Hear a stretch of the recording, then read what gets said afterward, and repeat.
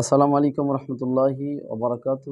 সম্মানিত দর্শক শ্রোতা, আজকে আপনাদের সম্মুখে গুরুত্বপূর্ণ তথ্যবহুল আলোচনা আপনার মুনাফিক, তাদের কয়েকটি আলামত নিয়ে কথা বলবো ইনশাল্লাহ। মুনাফিক কারা এবং কাদেরকে রসুল সাল্লাল্লাহু আলাইহি সাল্লাম মুনাফিক হিসেবে আখ্যা দান করেছেন।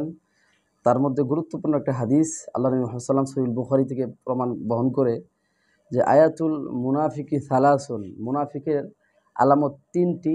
আরেক রাওয়াতে রয়েছে মুনাফিকের আলামত চারটি। এই তিনটি যেই রাওয়াতে রয়েছে তার মধ্যে একটি হলো ইদা হাদ্দাসা কাযাবা, যখন ব্যক্তি কথা বলে তখন মিথ্যা কথা বলে। মিথ্যা কথা বলা মুনাফিকের একদম টাটকা একটা আলামত। রাসূল সাল্লাম যে তিনটি বা চারটি আলামত বলেছেন তার মধ্যে টাটকা একটি আলামত হলো মিথ্যা কথা বলা। একজন মুসলিম মুমিনের সাথে কথা বলতে গেলে অবশ্যই সচেতনতার সাথে অবশ্যই সত্য কথা বলতে হবে, মিথ্যা কথা না বলে, এক নাম্বার।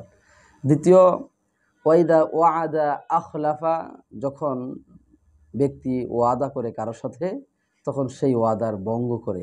ভালো কাজের ওয়াদা, ভালো কাজের জায়েজ কাজের যখন কোনো ব্যক্তি ওয়াদা করে তখন সে ওয়াদা মেনটেন করে চলে না। এটা হলো দ্বিতীয় আলামত মুনাফিকের।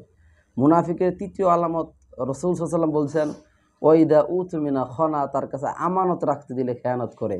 তার কাছে কিছু টাকা আমি সঞ্চয় করে রাখার জন্য দিলাম, কিন্তু সে হঠাৎ করে খরচ করে ফেললো এবং কি যখন টাকা তার কাছে চাওয়া হয় সে টাকা দিতে পারে না, নানান অজুহাত, আপত্তিকর বিভিন্ন কথাবার্তা পেশ করতে লাগলো। সম্মানিত দর্শক শ্রোতা, এই তিন